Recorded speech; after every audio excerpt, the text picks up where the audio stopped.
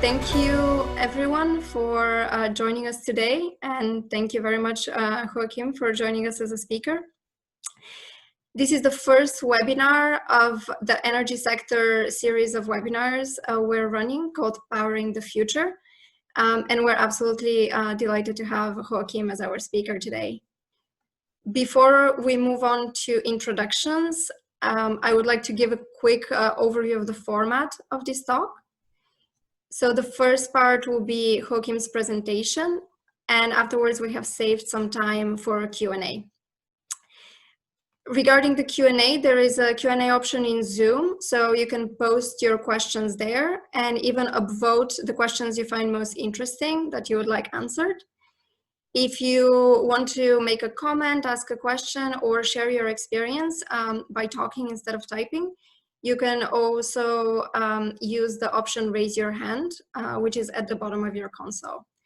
And we will allow you to speak as soon as possible.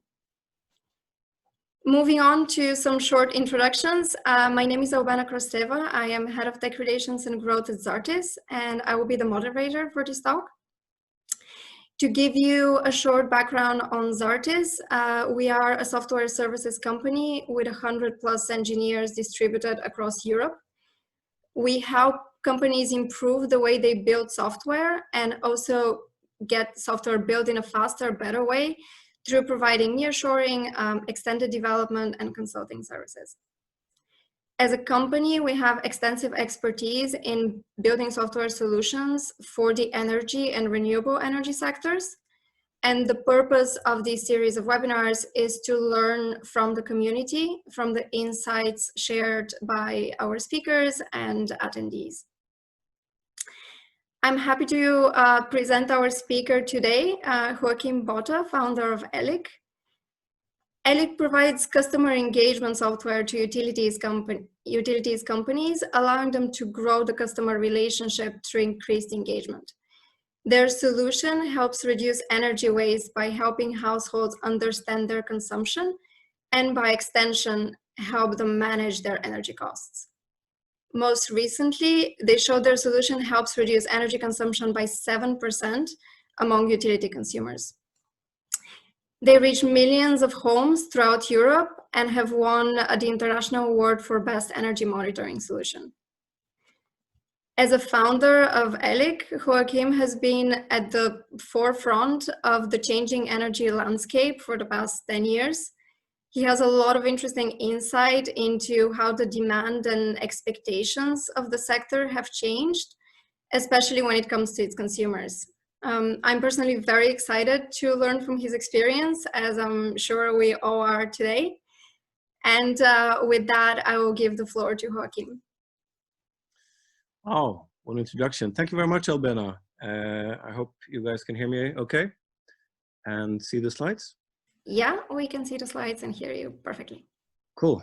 So yeah, thank you for the opportunity also to be in this webinar discussing how we can reach and help more people to understand and getting in control of their energy consumption. Yay. So this is what we are working with, as you said, Albena. But in more practice, the mission that we're working with is to accelerate the energy transition by transforming how we interact with energy in our everyday lives. So, to give some more context around this, we have since 2010, when the digital smart meters were installed in the Nordics or in Sweden, we have been combining UX and mobile digital experience with data science, making the most out of this smart meter data since almost 10 years now, and combined with the behavioral science to deliver demonstrated engagement over time. So, 2011, this was when we released our first mobile app to engage people with their consumption. Our focus has always been to help the end user to understand and be in control of their use. We actually started already in 2010 when we released the Eliq Energy Display, which I think you can find online still. It was the world's first color touchscreen energy display to monitor your live in-home consumption. 1 year later, the iPhone had boomed, and we offer Eliq Online with a gateway to fetch your consumption data into your phone as shown on the picture. So this was our first kind of MVP. And this is how we learned to engage with end users and with their consumption. We sold a lot of devices through Nordic retail stores directly to end users, even through Swedish IKEA stores. We made a white label energy display called Sparsnäs. And we exhibited hundreds of exhibitions talking directly with end consumers about their energy and how to engage with this. And I'll get back to what we learned from those exhibitions later. But we also had a hard time reaching the real volumes with hardware and the friction that comes with it. So we realized that the utilities have a real need of this type of energy engagement and let their customers understand what they're actually paying for. So a couple of years later, we updated our go-to-market model and offered our platform to utilities that will to help their customers to control their energy with the smart meter data available, and rather upgrade to real-time data, which we've been working with before as a bonus. And this has showed to be a success. Now we have been doing this for a couple of years, and we are working across 7 countries with over 17 clients and 28 utility brands, where we help them to engage with energy with their end users. So why has this been such a success?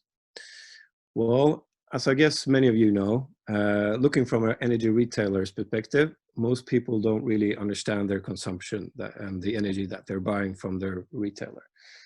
From one of the last reports from Accenture, 9 minutes a year is what you spend on the utility and your consumption, and mostly negative.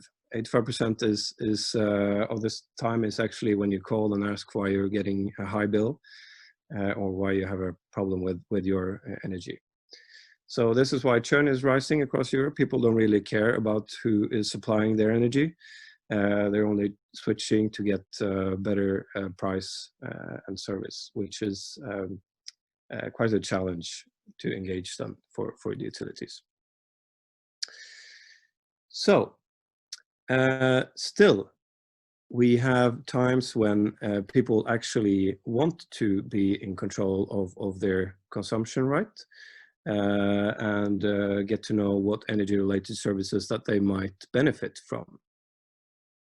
So this is why we need to help end users and make it easier to improve their behavior. And to do so, end users are requiring personalized, frictionless, and features that are exceeding their expectations. And as many of you know, we have different industries than the utility industry and the energy industry to create expectations at our customers. I'm sure most of you are using Spotify today to listen to music and use Uber to order taxis, or Netflix to look at your series. And they all offer very frictionless, personalized and smooth services, much easier than the old way of listening to CDs or calling a cab, right? So this is what we want to do with utilities as well.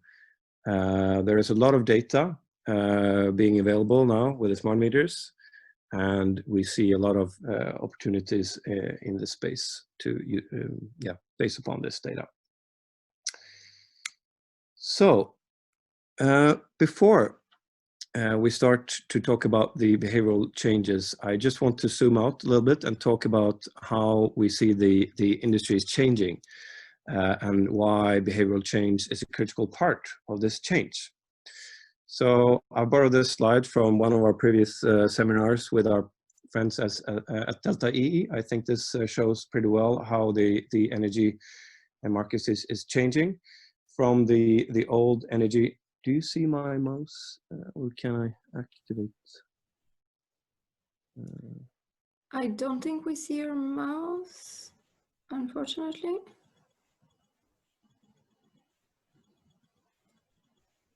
Yeah, now it's showing. Okay, cool. So moving from the old energy supplier in the bottom left corner, where you used commodity paper bills and so on to engage with your customers, moving to the new energy nirvana in the upper right corner. We are at Eliq today moving along the x-axis with all the millions of accounts that our clients are in charge of, offering personalized energy insights to create behavioral change. We reduce friction with digital self-service and AI-powered chatbots, everything in the same digital journey. At the same time, as we move across this axis, we're also having parallel projects with the prosumer services, where we collect data from solar PVs, smart thermostats, and EVs, to be able to, in the next step, when this market is frictionless and easy to apply to a large volume of homes, we can upgrade to combine the two services, where we see the future of utilities offer more energy as a service. So this is, I don't know if this is something that you have seen before, Albina, but this is kind of how we see this market is changing. It's very interesting. I don't think I've seen this perspective in that many details. It's very insightful. Yeah. So how does this relate to behavioral change? Well, since I'm sure you know, the technology is an enabler, but it does not make changes in the market. Behavior does. So it starts with us. We need to make it easier for the users to control their energy and use this responsibly. So that's where Eliq comes in. This is the typical Eliq journey used to help utilities accelerate the transition we just talked about. So a high level customer journey, we go from the non-digital customer to the left, only interacting with the physical bill sent to them every month. And we need to make this relationship digital and make the existing routines, such as payments with personalized report and frictionless self-service, as a first step, converting as many end users into this digital journey. And then as a second step, when having done this, without selling anything, we need to create increased engagement by personalized notifications, nudges when abnormal consumption occur, creating a trust between the energy provider and their end user, and helping the end user to actually understand what they're paying for, and creating the relationship.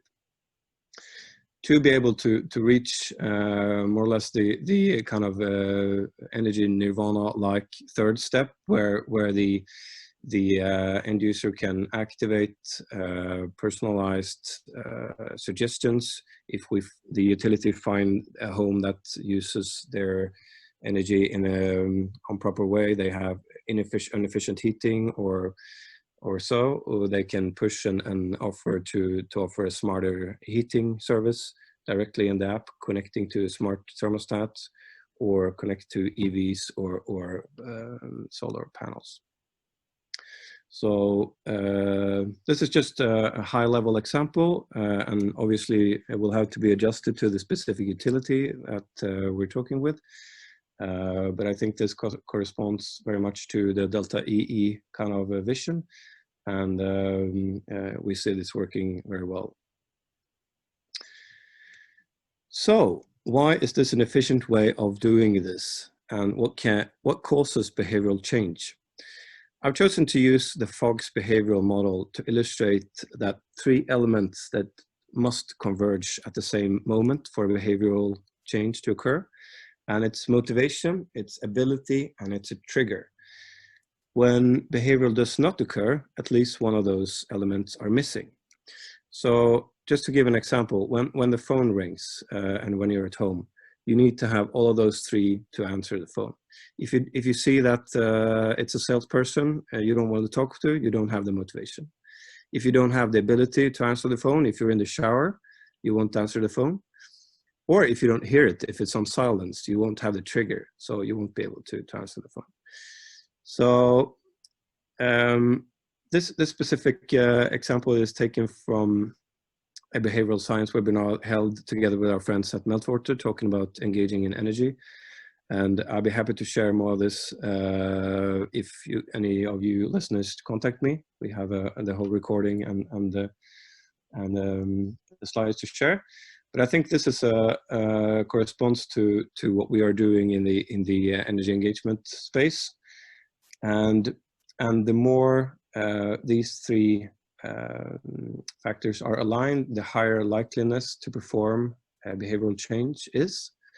And there is also a threshold that you need to surpass to be able to make a change or offer a change in this space. So let's apply this to energy. Looking at the disengaged customer, like the ones in the lower bottom left corner in the quadrant that we showed before, the motivation is quite unclear for those customers how behavioral change will impact their bill and their climate. And their ability is poor to do something, as they don't really have a view on how their energy is used or possible steps to save.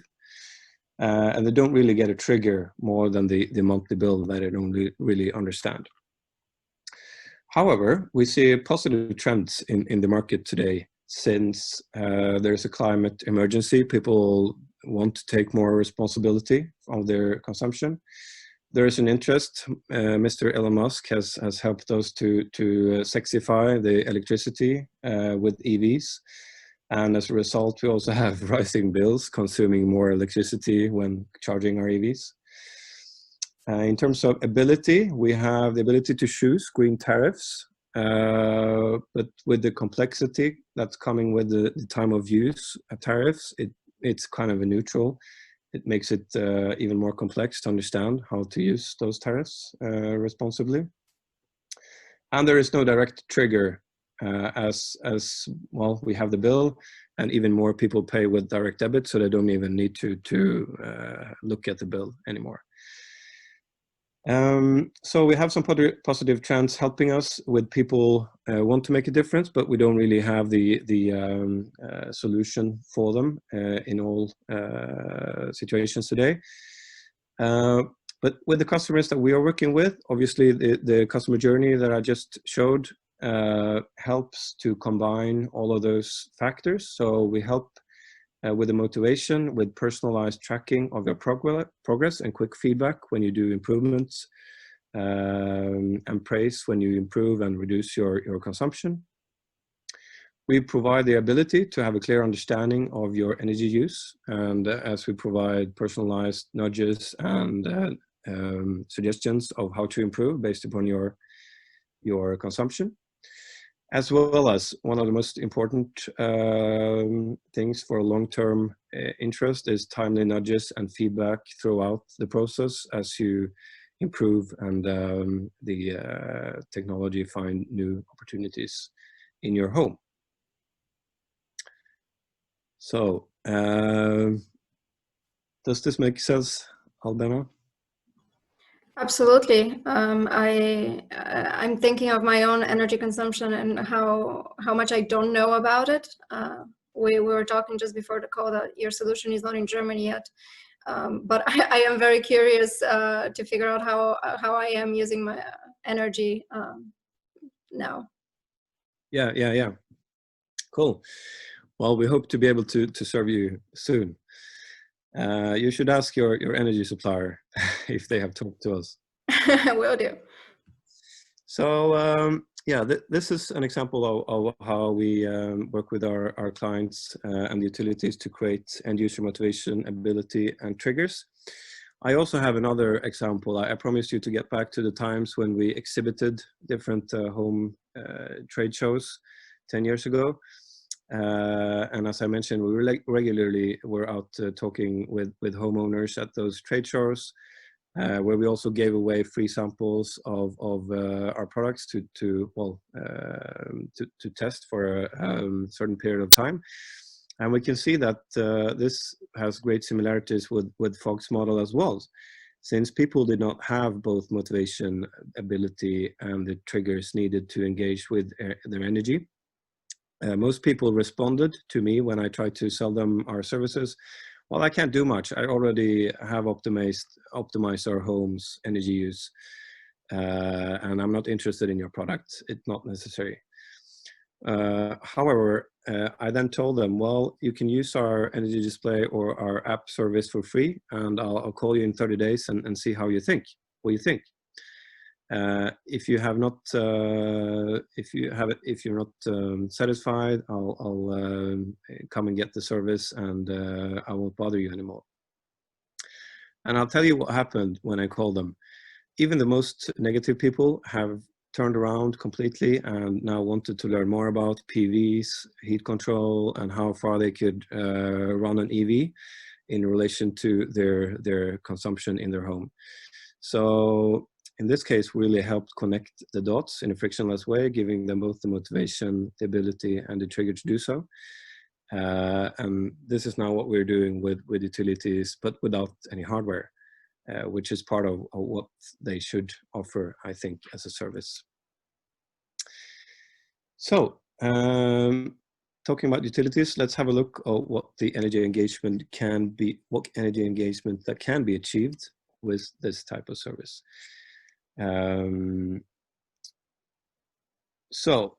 If comparing the typical time spent on your energy, again measured from a utility point of view, this is typical scenario before we digitalize the customer journey. Seeing one interaction per month, average 1 minute spent on the utility, approximately 20% churn, people leaving for a better contract, and a poor uptake on smart data.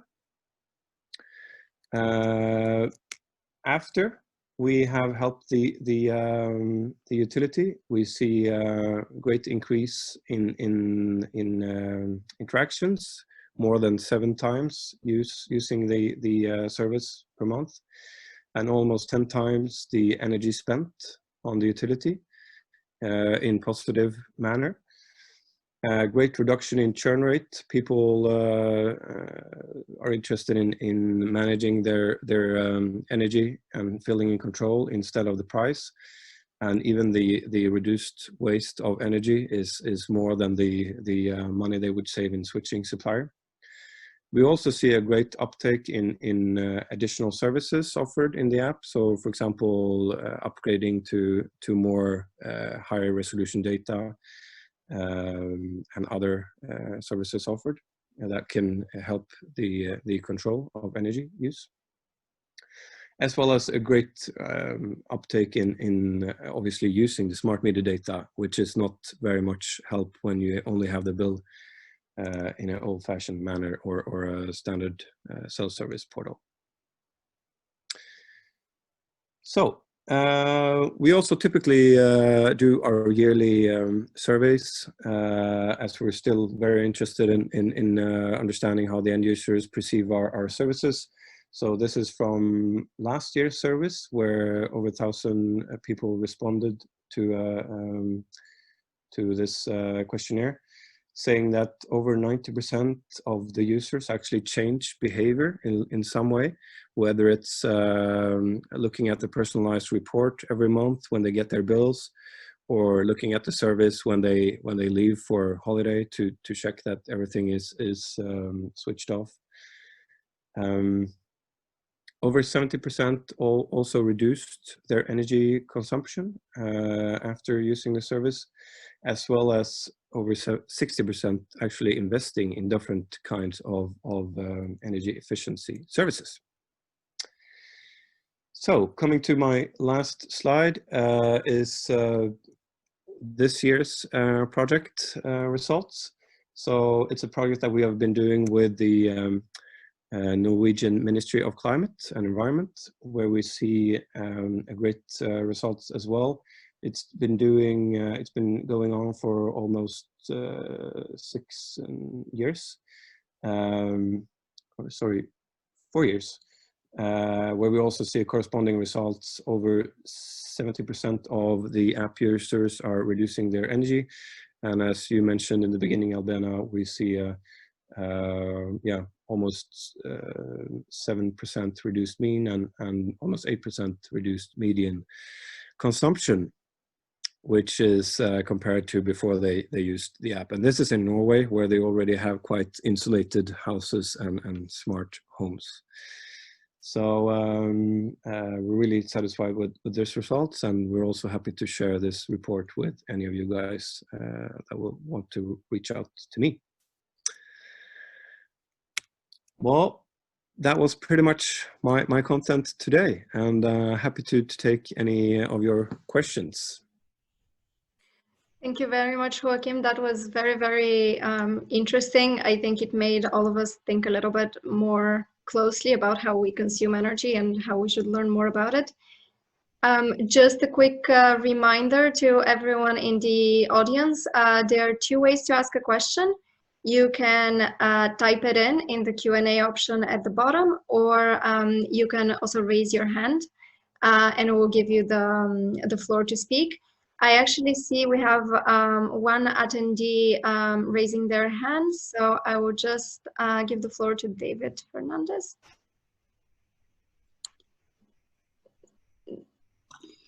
Yes, I was going to write that, but I was wondering what, in terms of data science, what besides the insights providing to the customers and the bots, are there any other solutions or tools that you're using?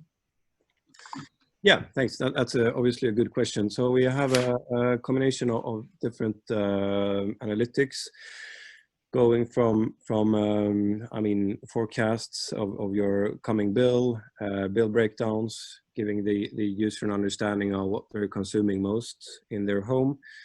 Comparison to similar homes is an interesting part of understanding. Even if you don't pay much, you don't want to pay more than you should.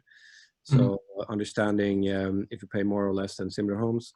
And also we have a new feature, an AI Energy Advisor, where we combine the comparison with the breakdown. So we find areas in your home that consumes more than similar homes, whether it's heating or standby or lighting and so on. So you can get an even more detailed kind of suggestion. So, and then personalized reports, we combine many of these features in personalized reports, showing on a monthly basis where the bill goes out.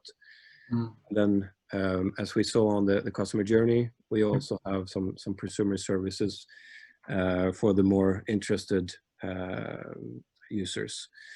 But yeah, most of the services that I mentioned, we can offer on smart meter data, even monthly data. And then it increases with resolution or improves with resolution, but it's no hardware required. So that's why we want to reach scale with the smart meter data, and then you can add live data or connections to any third parties to create even more stickiness. We have other analysis being made on how engaged the customers are based on only the first level of services, and how they become even more engaged when having upgraded to different, more advanced services. That's perfect. Thanks, Evan. Awesome. One more raised hand from the audience. Hal Gonzalez. Hi, good evening. Well, thank you very much for the nice presentation, Joakim. I wanted to raise 2 questions. First, as a customer myself, I would like to understand which role do taxes play in making the electric bill easy or hard to understand, trying to simplify all the electric consumption to the customers. Which is your experience regarding the taxes, which seem to be running a bit in a different way? And the second bit would be, just out of curiosity, how ready do you think the grid is to support the enormous load that electrifying the car fleet? Hopefully in the next few years, we will see lots of new electric cars. So how do you think the grid is in order to support that. Well, thanks, Angel.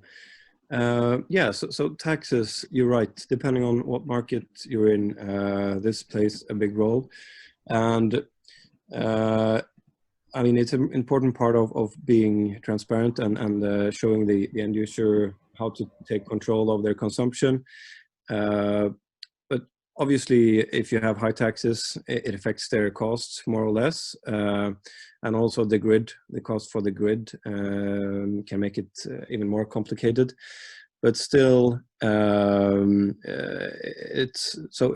it gives more or less motivation to reduce your costs and reduce your waste. So yeah, it's an influencer, but I think whether or not you have the taxes or not, it's still important to be in control of your consumption and feel that you know what you're paying for.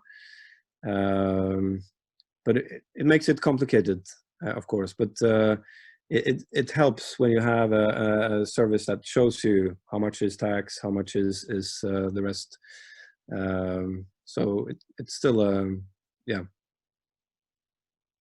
And sorry, the second question is about the EVs. Yeah.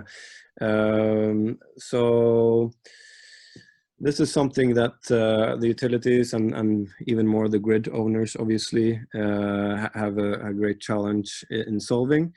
And this is what we're trying to help out with. I mean, obviously finding the flexible resources in the homes and helping the end users to be part of programs where we can activate smart charging of their EVs when there is a room in the grid. So there is a great challenge. We need to cooperate to save the grid owners to having to build out the grids with enormous cost of money. I'm really not the right person to answer how the grids look on the different markets and how ready they are. But I agree there is a great challenge, and we need to find a way to solve this together with smart services instead of investing a lot of money in the grid. Thank you. Very good. One more question from the audience, Chandan.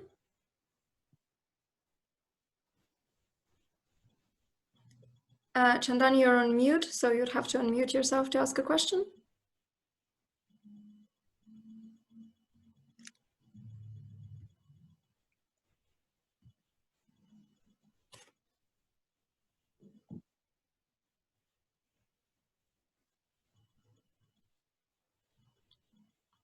Chandan, you should be unmuted now. Maybe we still can't hear you. Hello. Yeah, that was good.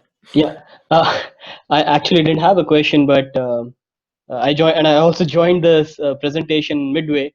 But nevertheless, it's good to see the innovation going on in this space, and I definitely gained some interesting insights. Thanks. Awesome. Really good to hear.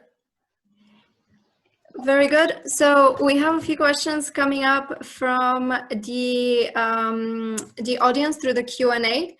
So the first one is coming from Andy. How do you overcome consumer apathy? Will more benefits be driven by services done for the consumer by the supplier or by the customer themselves? Personally, I think it needs a mix of both. So could you repeat the question? Yeah. How do you overcome consumer apathy? Is it more benefits driven by the services for the consumer or by the consumer themselves? The consumer appetite or? Apathy, their lack of interest. Yeah. Okay. So, yeah, I think, I mean, as the example I gave with us exhibiting trade shows and people didn't really care, I think it's a matter of combining the three factors in the FOGS model to show them that there actually is a very easy way of getting in control of your consumption. And it might be that they are satisfied with their situation anyway, but they still have this opportunity to, when they want to go for a solar panel or EV, they have a way of connecting it to the bigger picture and create a holistic value and increased benefits for themselves. So it's a matter of kind of helping them to create this change and take responsibility of their consumption, and create a trigger to do so. So it's kind of, we used to call it a free ticket to a sustainable lifestyle. You kind of give them the interest of actually doing so and the ability to do so. So yeah, if that makes sense. So it's more coming through kind of, it's a combination, I suppose, from the service provider giving that opportunity and that insight to its consumers, and then consumers taking that step. Yes, exactly. So it's not going to happen over a day, but they download the service, and then whether it's the utility that develops it ourselves or if it's our app, and then it's an ongoing journey and increase the understanding and the interest and motivation over time. Because we know that electricity as it is today, it's not very sexy as it is, but it's on the agenda, and many people want to be in control of their consumption. So if we give them an opportunity, they will, by time, be more interested and even more engaged. So yeah, it's definitely a combination. But in the long run, we want to have the end user change their behavior and be more engaged, obviously. Very good. Sorry, one more question from the Q&A from Josh May. Can you give specific real-world examples of the kind of intelligent notifications you can offer? Yeah, so depending on which market it is, but in the Nordics, where we have a lot of electricity, we tend to find homes with inefficient heating control. So a lot of people have, invisible heating on every day. It's floor heating and so on, where we can find optimized solutions for them. Whether it's also a lot of people having electrified products in the garage or in the basement that they don't know about, whether it's a freezer or other stuff that consumes a lot of energy as a standby, and we can identify these kind of things. Other kind of behavioral nudges is that we see high bill coming up if they have things consuming more energy than past month, or if we see that the kind of weather is getting colder, we let them know that the bill will be higher, but it's nothing you can do about it because it's normal heating coming up.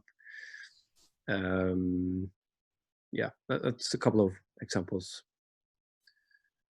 And obviously EVs is an interesting part. When people start to use EVs, we can help identify those and create smart charging programs when we talk more about the prosumer services and combining solar panels with your consumption and comparing those. So yeah. Sounds good. One more question from the audience. Do you also consider providing an option to the consumers to switch utility providers based on consumption, cost, and green energy preferences? Yeah. That's a good question. We did that a long time ago before we worked with utilities, but since utilities are now our clients, it's hard to kind of do this. We have received a lot of requests from different partners of doing this. So, but at the moment, we're not doing it due to that we're working with a lot of utilities themselves. Very good. I see David has their hand raised. David, would you have another question?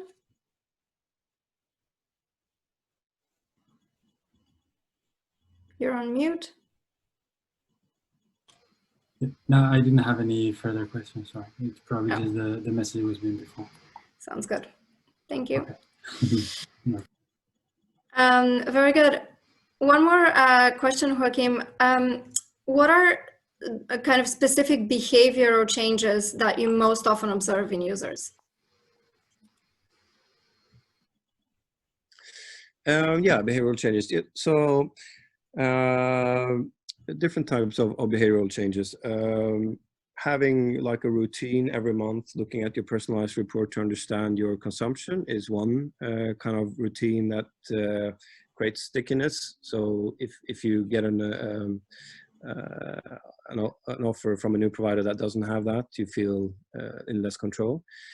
Other more kind of active behavioral changes is when you get a nudge saying that you have consumed more than you should, or this specific group of appliances consume more than you should. They kind of change their heating patterns or using their lighting or standby. So kind of optimize with behavioral changes, using their appliances smarter. And then obviously, if you want to invest in energy efficiency services, this is also a kind of a more investment kind of change. But yeah, those are the most typical ones. Very good. From what you observe, is there a specific type of information or nudges that consumers would respond to the most? Is it, for example, this is a way to save money? Is it monetary driven? Is it if you turn off your heating or use your heating, it's better for the environment? Kind of what are the kind of the information pieces that grab the most attention? Yeah, that's a good question. Well, we have a lot of personas using the app, so some of them are more driven by monetary, and some more than on the kind of environment aspect. But I guess in general, reduce waste and unnecessary usage is kind of the common ground, and finding an optimized consumption, but still maintaining the same kind of comfort.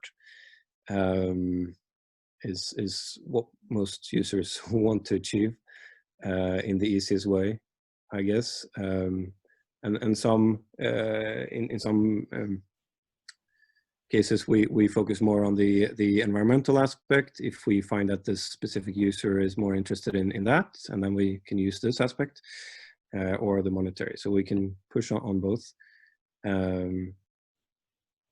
Yeah. But it's the common ground is reduce waste, I think. Very good. And how do you maintain engagement long term? Yeah, that's a very good question. So we have a report on this that I'd be happy to share. But I mean, we see a different terms of use of this type of service depending on when. How long you've been using it. I mean, obviously in the beginning it's more interesting to analyze your home, and then you reach a state where you feel in control and you're satisfied with the consumption, and then you're more reactive, so you react to nudges and the notifications and reports, not necessarily analyzing and using the tool as an optimization tool. So it goes in the beginning. It's as an active usage, and then it goes over to reactive usage when notifications and triggers are more important. And obviously, when upgraded, if you activate your solar inverter, you connect to solar or your EV or your thermostat, then it's a need to have, because then you need the service to kind of combine your energy control your total energy consumption in your home with the service.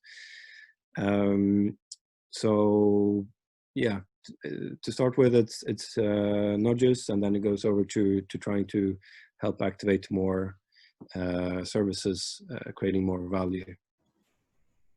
Sounds good. Giuseppe says, thanks for the insightful presentation. One more question. Do you see any difference in users from different countries or cultures? Do you see users' response, engagement evolving over time also? I think that kind of touches on the on the long-term question. Yeah. Yes, we do. We've been working in the Nordics, I mean, the longest since 2010, and we see more focus on prosumer services here. So we have a lot of solar users, even if it's in the north. Actually, people activating their inverter and their EV and smart thermostat, so we can help create holistic values with data from all of those services. And in, for example, UK, where we are one of our core markets as well, there are more focus on the kind of first part of the journey to getting control and understand your consumption. And the next steps will be then to, if looking back at the journey with the 3 steps, we're in the beginning of this, creating the first and the second level, where in the Nordics we're more in the later part when people want to activate additional services. Yeah, so these are some examples. Very good. Fantastic. We're nearing the end. It's been 15 minutes. It's been a very, very insightful kind of presentation from you, Joakim, and a very interesting kind of discussion and Q&A. So I'll give the audience a few more minutes for very last questions. But in the meantime, I kind of wanted to ask you, as I mentioned, this is the first of a series of webinars in energy and renewable energy. So I guess kind of the question is, you've been in this sector for a while, you see the change, you see the progress, you see it evolve. What are the biggest trends that you're seeing in the energy sector? What is already happening, and what do you foresee coming for 2021? Yeah, that's a good question. I guess going back to the kind of quadrant from Delta EE with the energy nirvana, we see a lot of solar cells, battery packs, EVs, smart home change how we use electricity in our everyday life and make new demands on tomorrow's energy providers. We see utilities are trying to take responsibility in this space, finding a way to help the end users to actually take control of their usage and understand what they're paying for, and shift the focus from euros per kilowatt hour to help reduce waste and create a sustainable consumption, combining these smart services, similar to what I showed you in the slide, and moving towards the energy nirvana. So I think energy as a service will be the kind of future instead of the current way of choosing your supplier based on price. And this is what we try to facilitate and accelerate. Amazing. One follow-up question on that coming from the audience: to continue to evolve, do you think a hardware component is necessary? Example, submetering, IoT switches, etc. Yeah, that's a good question. I mean, we have moved away from hardware to kind of reach volume, because we see that we can do this without hardware, but smart meter is still a piece of hardware, obviously. So some hardware will be necessary. I think the smart meter is kind of the first thing that's needed to create this journey, and then I'm waiting on the solar inverters and the EV chargers and the smart thermostats to kind of agree upon how to open up all the interfaces to create an even more frictionless way of working together. It's getting there, but it's not that easy today. So hopefully we won't need a hardware to do so. I mean, we see many IoT hubs being sent across to different homes. That's one way of doing it for the early adopters, but hopefully we can do it over the internet to reduce the friction and increase the ability for the user. Excellent. One final question. what is an impactful piece of content on kind of the energy sector that you recommend to the audience? This could be a podcast, an article, a book, or a study that you found really interesting and impactful. Yeah. Well, I want to emphasize we did engage in energy with a guy called Guy Champness in I think it was April this year, with a focus what behavioral science can tell us about consumer engagement in new energy services. I'll be happy to share this if you get in touch. Otherwise, I think the Delta EE webinars, I'm trying to promote our friends here. It's also a great way. Utility Week, obviously, the yearly kind of exhibition. It's not happening this year, obviously, or unfortunately. It's called Enefit now, but they're doing an online show, which we will be part of. So yeah, those are a couple of examples. Sounds great. Fantastic. Well, I think I'm sure the audience has many more questions, but we will need to fit within the hour of the webinar. It has been really, really interesting and very insightful. So thank you, Joakim, so much for joining us and sharing your expertise. Thank you very much to all of our attendees. A quick reminder, this is actually the first of a series of webinars on energy and renewable energy. The next will be coming in the next few weeks and months. So we hope you stay tuned and join us in the future as well. Thank you very much. Thanks, Joakim, once again, and hope you have a great rest of the day. Thank you. Awesome webinar. Thanks. Thank you. Bye.